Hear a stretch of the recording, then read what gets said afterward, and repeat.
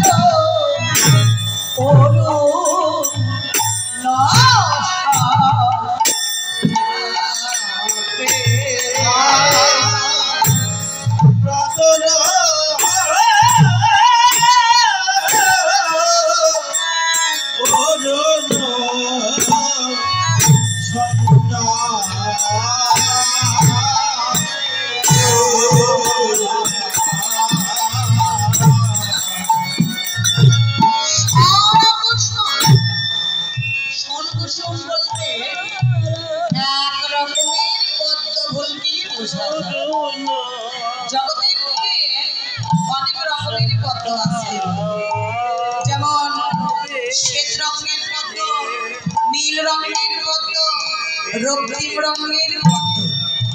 তাহলে এই পদ্মগুলোর মধ্যে কোন পদ্মের সঙ্গে অরুণের তুলনা করলেন বৈষ্ণব পদকর্তা? স্বর্ণকুসুম বলতে রক্তিম রঙের পদ্মের উপর নীল রঙের একটু আভা লেগে আছে। এই পদ্ম দেখতে কিন্তু খুব সুন্দর। এই পদ্মের সঙ্গে গৌরূপীর তুলনা করতে গেলেন। যখনই তুলনা করতে গেলেন ভাবনা করলেন এই পদ্ম যখন প্রস্ফুটিত হয় তখন অতি সুন্দর হয়, কিন্তু এই পদ্ম তো এক সময় শুকিয়ে যায়, মলিনতা শুকিয়ে যায়, এগুলো আবার ঝরে ঝরে পড়েও যায়।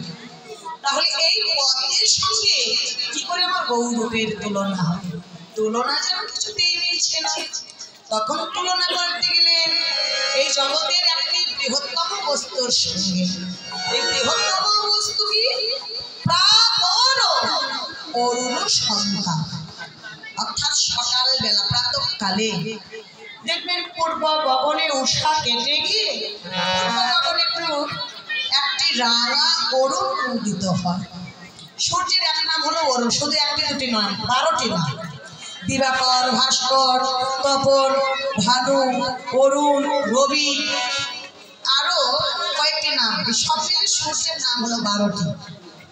এই 12টি নামের মধ্যে সময় অনুযায়ী 3টি নাম বলা হয়েছে, যেমন উদয়ের সময় অরুণ, মধ্যাহ্নকালে তপন, আর যখন অস্ত যায় পশ্চিম দিগন্ত রাঙা হয়ে যায় তখন হলো রবি। তো রবিও রাঙা, আবার অরুণও রাঙা। রবির সঙ্গে তুলনা করতে পারত, রবির সঙ্গে তুলনা করলেন না। তুলনা করলেন কার সঙ্গে? ওই বাল অরুণের সঙ্গে। ভাবনা করলেন ওই অরুণ যখন আস্তে আস্তে বাল্য বয়স্ক ভেদ করে আস্তে আস্তে যখন মধ্যগগনে উদিত হতে যাবে, তখন ওই অরুণেরও সন্তান